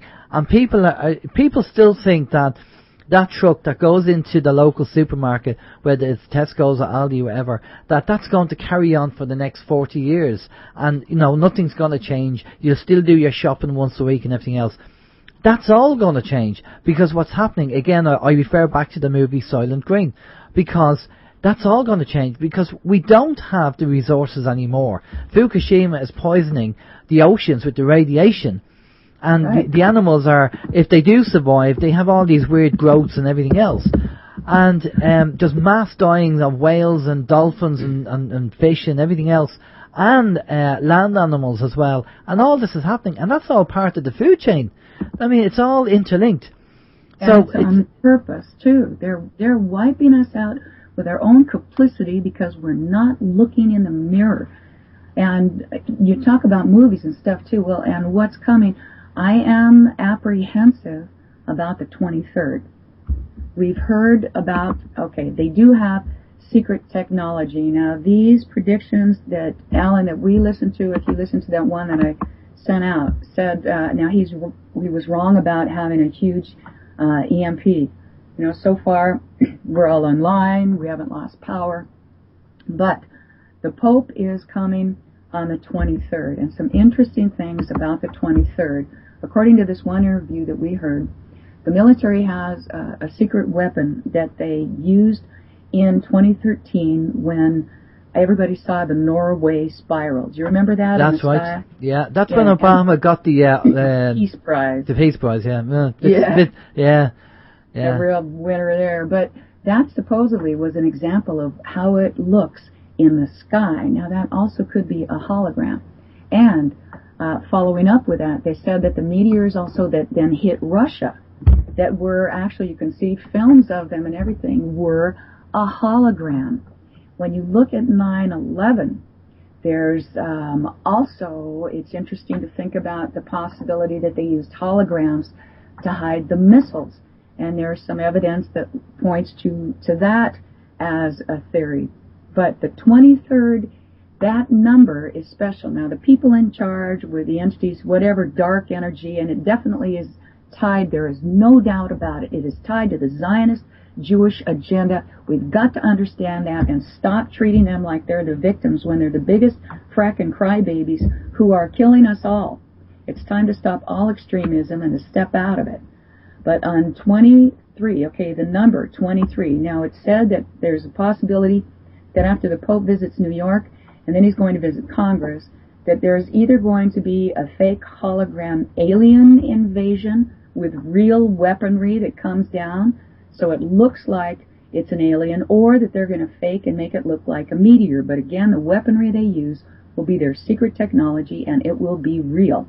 And when you understand that all the governments are talking about how we're overpopulated, you look at the Georgia Guidestones, they're planning something. You look at, they're set up all around the globe now too, because they've had Jade Helm not only in this country, but they've got secretive military everywhere. They got their underground bases.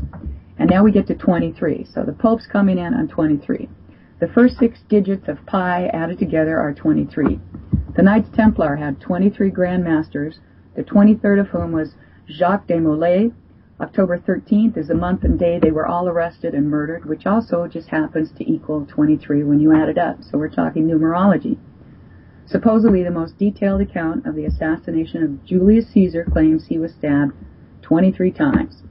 William Shakespeare, if he existed at all, supposedly was born in Stratford upon Avon on April 23rd, 1564, and died 52 years later on his birthday in 1616. Those add up to 23. Charles Darwin's Origin of the Species was published in 1859. That adds up to 23.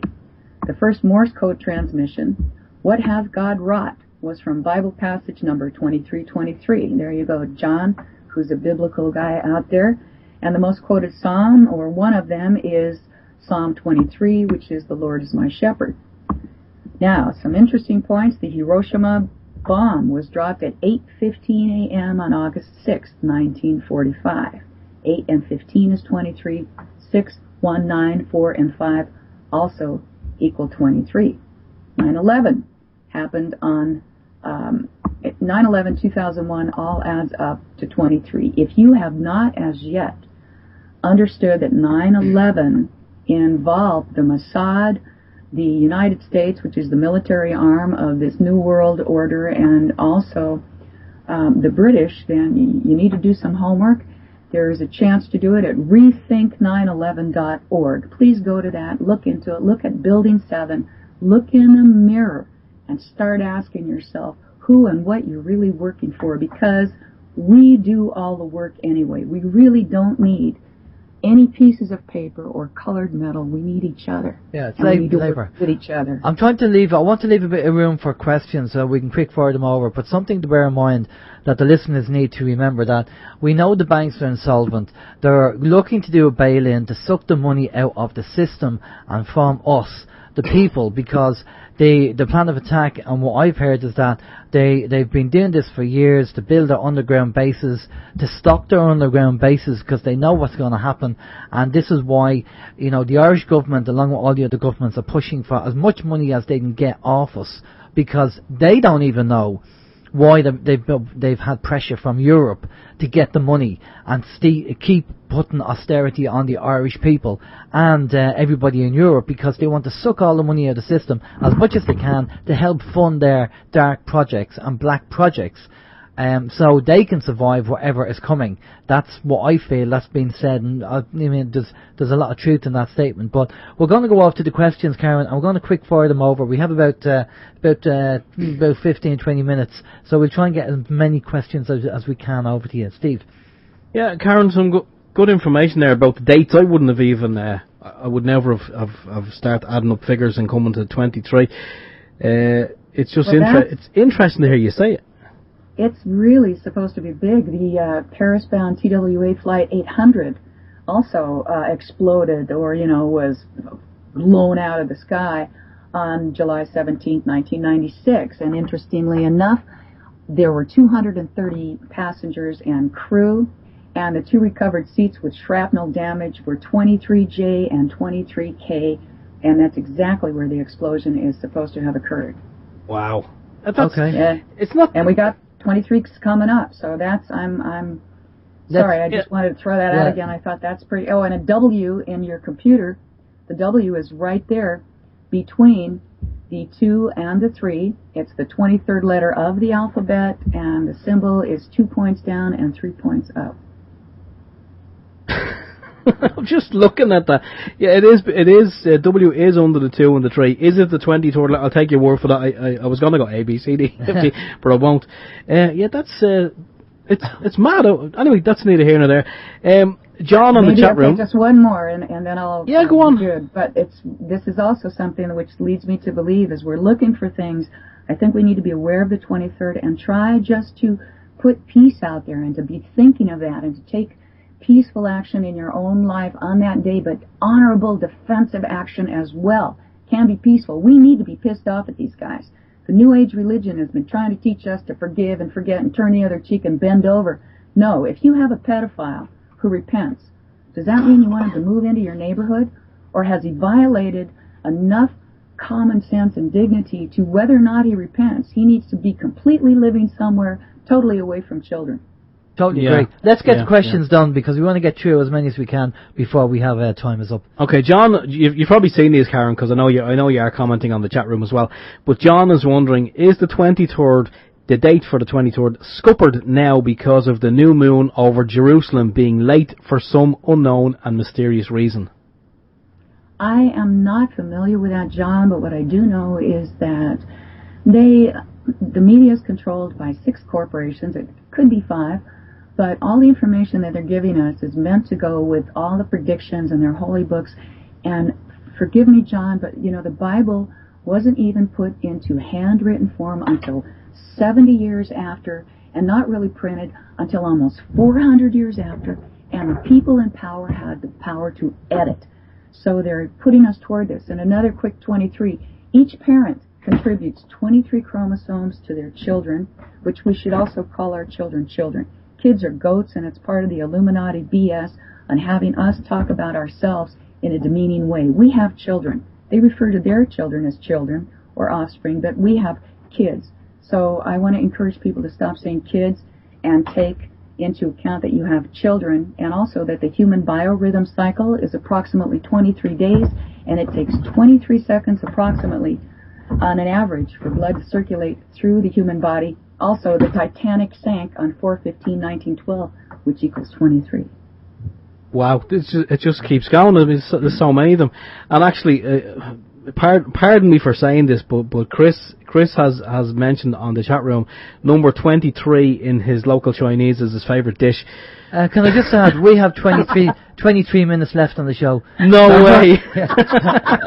We do. So we want to get our skates on, get them questions over to Karen quick. Right, okay. Karen, can you ask Karen, does she know about the Garabandal miracles in the Spanish village? We spoke about this there before, a couple of months back. But do you know much about the miracles of Garabandal? I have to plead ignorance on that one. I don't. It sounds interesting. I know that I definitely believe in miracles, and we are the instruments through which they flow, which is again why I'm hoping to inspire everyone listening to really embrace that you have a miracle of water within your body. There's another website, tomkenyon.com, TOMKENYON.com. He has sound meditations. He has information as well that he claims is channeled. I'm on the fence about channeling. I have intuitive glimpses. I do believe that I'm spirit and I go on, but I've never had my spirit guide show up. I've told both you, Alan, and Steve before, I've done everything I can to get him to physically visit me. Maybe if this new wave comes in, it'll work better, but so far no dice. But I think it also comes back to us because we do have that divine umbilical cord. No one here is born of any greater value than we are. It's all BS with titles and badges and paper, and I personally resent that people are trying to tell me that I am tied to words on paper that were written by slave owners and businessmen I never knew hundreds of years ago, and yet they signed on my behalf and I'm beholden to them. In my opinion, it's time to move beyond all of that into self-ownership. I own myself. You own yourself. I don't have the right to force you to do anything. Voluntarism, non-aggression, but honorable defense. Yeah. We need to honorably defend our water, our land, our children, and stop talking about things that are inconsequential in terms of the bigger picture and start talking about, okay, what is going to happen on the 23rd? What's the Pope really saying? Why do Jewish people own every frackin' thing we can think of? Why are they making up their rules, and why are we swallowing BS about any kind of mystical thing when it's a bunch of bozos? As far as I know, God has never just appeared and handed me a Bible. And then I'd still have to question whether or not he was a hologram, an ET, or WTF. That's exactly it. You have to question everything, and that's what the problem is. When you get to know kind of so much about what's out there, you then question everything because you ask yourself, what is this all about? Well, let's go over. By the way, Karen, let's touch base during the week. I want to talk to you about your attunement with your spirit guide, by the way. Something that Mark said when he was on the show. And the Garabandal thing, if anybody wants to know about Garabandal, we did an interview with Len from the Facebook site. The interview is on their YouTube page. Pop over there and listen to Glenn talk about the rapture and what they say about Garabandal, if you want to know about that. Is it the rapture or the crapture, and they're just feeding us a bunch more bull? Well, again, it's the Catholic perception of, you know, what's in the Bible, which is the rapture, and you know, people will believe what they want to believe, and that's fine. That's down to them.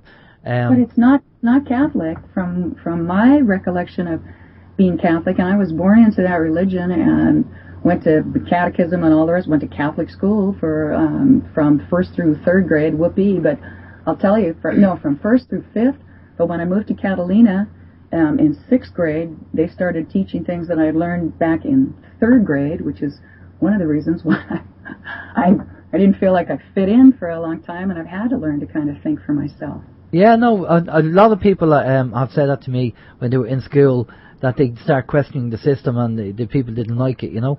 But let's see if we can get any more questions there, Steve. I could throw 2. Right, okay, throw 2 in there. Right. Whereas John is wondering again, Karen, you've probably seen this. Are you aware of the writings of David Flynn and his work on the temple at the centre of time? Seemingly all major alignments are connected to mathematics and geometry. No, again, I'm not. And when I'm reading things, I've been looking at my notes, so I stopped really following the chat room because I can't do way too many things at once. That's another interesting thing I'll check out.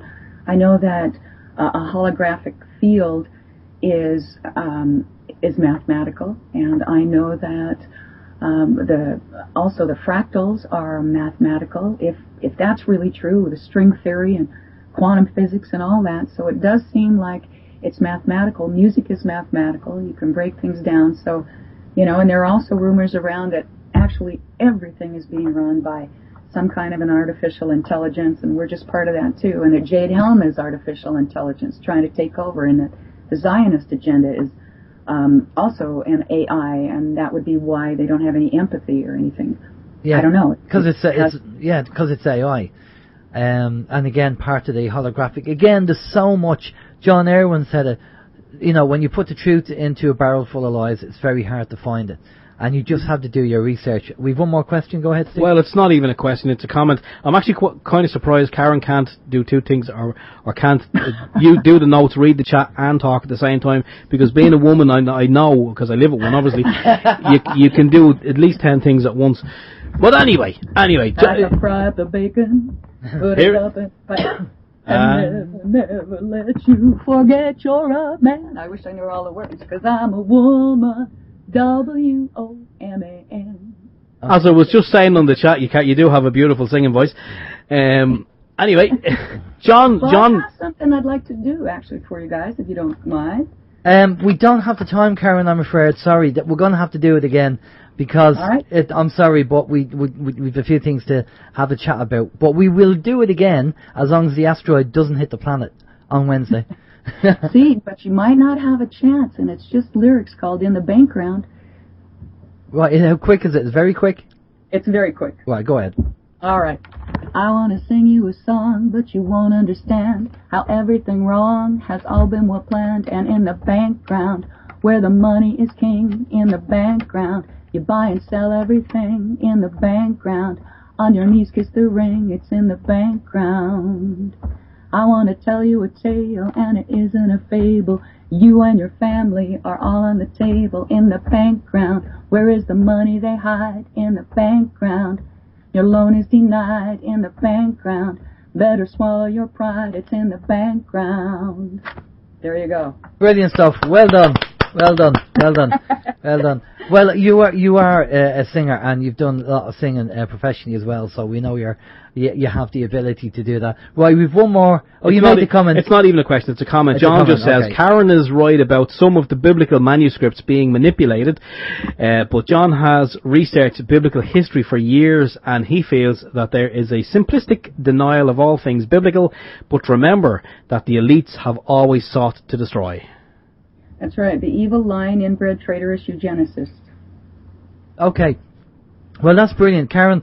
It's been great having you on and great catching up. We'll touch base during the week about a couple of things that you mentioned there off air, and we'll see what happens. But as we've talked about this over and over again. Do you remember, Karen? There was, I think it was 4 of us on 2012. There was myself, Detlev, JP, and myself, you, Detlev, JP, yeah. And we came on the Friday. We were on, I think, Detlev's show or JP's show. No, you joined me. I joined you. I joined you at your show. Yeah. And then on the Sunday you came on OYM. Yeah. And because that weekend was supposed to when something was supposed to happen. Yeah. And end of the world. And we all kind of said, did anybody feel it? Anybody see it? And there was just nothing happening. The world as we know it. Yeah, we'll just have to play it by ear. We'll just have to see what happens. Okay, well listen, Karen, thanks for coming on the show. Much appreciated. We'll talk to you during the week. I'm going to pass you over to Steve, and Steve's going to get all your details so people know where to find you and how to get in contact with you. Okay. And I want to thank you very much too. And if you want to sing your website, you're more than welcome. But yeah, could you just throw out the website there, Karen, so people can find out more about you and the work that you're doing, and etc., etc., etc. United we strike, da da da da. UNITEDWE strike.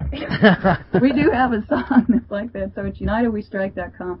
I actually I update my blog page, so if you're interested in what I'm thinking, and sometimes I throw lyrics and stuff up there, I'll probably put in the background up. It wasn't a real song, but it's kind of a rap, and it is in the background, all of it. So follow the money. If visit davidduke.com. I love you guys. Thank you very much. This is the first time I've actually done an interview in a long time, and I've enjoyed having to speak my piece. Brilliant. Well, listen, thanks a lot for having on. It's much appreciated. You know, I know we talk off air as well, and we'll see what happens during the week. We'll just see what happens. We just have to take everything by just check it out ourselves, and and see what happens. All we can do is do the research and form our own opinion based on the information that's coming in. Really, that's all we can do. Okay, Karen, just stay with us there. We're going to go off to a piece of music. Do we have a piece of music there, Steve? As always. As always. Yes, do we have the right piece of music? I do believe we do. Oh, we do. Okay, right, here's a bit of United We Strike music, and we'll be back after this. This is Open Your Mind Radio on OYMradio.com, UnitedWeStrike.com, and PeoplesInternetRadio.com. And we're back. Yes, that was Tommy Truther and United We Strike. And as Karen says, she is back in the chat room now. If anyone has any more questions or comments that you want to throw at her, she is back in the OYM chat room. Brilliant stuff. Okay, so just to kind of wind up, I mean, it was quite kind of heavy stuff at the start of the show, with Stephanie talking about the ET harvesting, but, keep an open mind, do the research as usual, and there's a number of movies there that we recommend, if you want to have a look at, where it was The Twilight Zone, To Serve Man, then it was Jupiter Ascending, which is a new movie, 2015, definitely have a look at that one, very interesting. V, you all know about V, 1980s, plus the remake in 2009. And then the one that Steve mentioned, Bad Taste movie by Peter Jackson, 1987. That's about it. And I'm sure you've all seen The Time Machine from the 1960s. And there was a remake, I believe, in the 90s of The Time Machine as well. And the same thing applied. So they're just the movies. Then have a look at, Dulce Bass, what they talk about that. Phil Schneider and Alex Collier, the interview in 1994, where he mentions this as well. Now, Stephanie mentioned a chap called Bill Schnebley. Now, Bill Schnebley, we actually emailed a while ago, and we're trying to get him on the show. And he was a high-ranking Mason. And you'll find his interview on the Prophecy Club. If you go to YouTube and type Prophecy Club, Bill Schnebley is his name. And he did a 7-hour interview, got to do an interview with a vampire. And he got to the stage at the level of being a Mason, where he said he had to go like a vampire. He went to work at night time because the sun affected him. And he was going down the drinking blood route. And I don't know whether he got there or he did it. And then it got worse after that, and he just said enough was enough. And I think he went to a bank to cash a cheque, and the lady behind the cash register said something like, may God go with you, or may God bless you, and then his world just turned upside down after that. And his story is quite interesting, but he talks about all the initiations through the Masons, and the stuff he had to do, and what they do, and it's quite harrowing, and educational though, at the same time. So it depends again on your mindset and what you want to know, but to know your enemy is to defeat your enemy. If you ignore the negative, then how are you supposed to defeat your enemy? As James Gilliland says, there's too many kind of new age thought where everything has to be positive. Well, if everything is positive and you don't learn about the negative, how can you deal with something that comes to you which is negative? You have to know about these things. But interesting information. Again, keep your mind open. And Chris Thomas, if you want to listen to the OYM interview that we did with Chris Thomas in 2013, he talks about that. We mentioned it on the show. It's on YouTube. You can actually listen to that. And he talks about it. And he says, I wouldn't be too quick on the ships. Obviously, he knows something as well about that. So, quite interesting. And then, obviously, we had Karen. Great information from Karen, telling us about what she feels, what might be coming down the road with the super Shemitah. And blood moons, and the fact that the Pope is in Cuba and then he's gone to America and he's doing an address. I think that they've called it Agenda 2030 now rather than Agenda 21, because they're really trying to bring things in and enforce stuff. And it's just so funny that earlier on I mentioned about the forced vaccinations in Australia, where you won't get your family credit or your family tax benefit unless your kids are vaccinated up to the age of 19. I mean, that's unbelievable. Steve, you were down in Australia. I know your mind wasn't open when you were down there, but what was it like down there? Honestly, beautiful. Seriously. When we were down there, it was in 1998, myself and my wife, and beautiful. It actually reminded me a lot of Ireland. I met some lovely people over there, and again, yeah, you're right. My mind wasn't open back in '98. It took 9/11 for that to happen. But yeah, I mean, even down there, I wonder, like, if I had been down there with an open mind, would I have looked at things differently? Would I have taken more of an interest? I mean, realistically, when we were down there, it was just it was a holiday more so than anything else. And we met we went down there primarily to meet up with a couple who we met through the internet, who actually got married. And yeah, very good. It was an interesting journey. Oh, right, well, that's a good trip. Well, as I say to people, look, I know they're saying about the 23rd, which is a Wednesday, and we've had dates over and over again on OYM, and nothing has happened. But like Max Egan said to us on the show, that maybe that's their way. Again, if you put the proper date into a barrel full of dodgy dates, that nothing happens. We get desensitized to the possible date that might be the one something's going to happen. So don't get too desensitized, but at the same time, don't believe every date. You have to do your own discernment on it. Now, as usual, what we say is, if something happens on Wednesday and there's power cuts and everything else, well, have a nice life. It's been great knowing you. But if nothing happens, we'll see you next week, as usual. And on this next week's show, hopefully, I haven't had confirmation, but fingers crossed, I'll get some confirmation.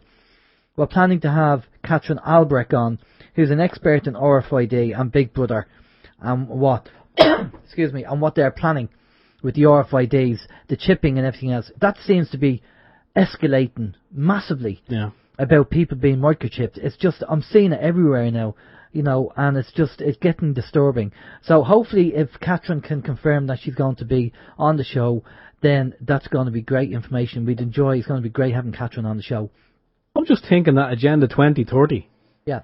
You take out the 2 zeros. 23. Yeah. There you go. I have to say, and fair play to Karen, I don't know if it was all Karen's own research, but all that information about all the dates that kind of, when you do the maths, they all kind of add up to 23. It's interesting, and it's kind of strange and frightening at the same time. It is, yeah. So, look, we'll just kind of have to see what happens. That's all. I mean, what else can we do on Wednesday? But, I mean, Stephanie is right. Look, even forget about all asteroids and all that kind of stuff. If the banking system collapses, which is a possibility, is because the stock markets are going haywire at the moment, at least have about 3 weeks of food and water and supplies in. Because if there is a financial reset and the market does go down, it's probably going to take 2 or 3 weeks for the system to come back up. And like what happened in Greece... 2 or 3 weeks, there we go, 23 again. 2 or 3 weeks.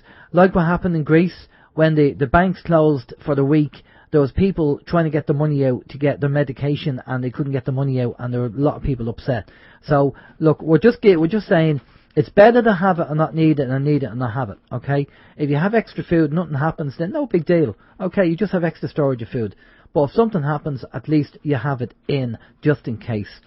So, just keep eyes to the skies, just keep an eye on what's going on the internet, and if there's any news, email us, let us know. If we hear anything that's quite major, we'll get an email out as well, as much as we can, depending on whether things are working or not. Just quickly again, I just mentioned the Hub. The Hub guys down in Dublin are doing a fantastic job.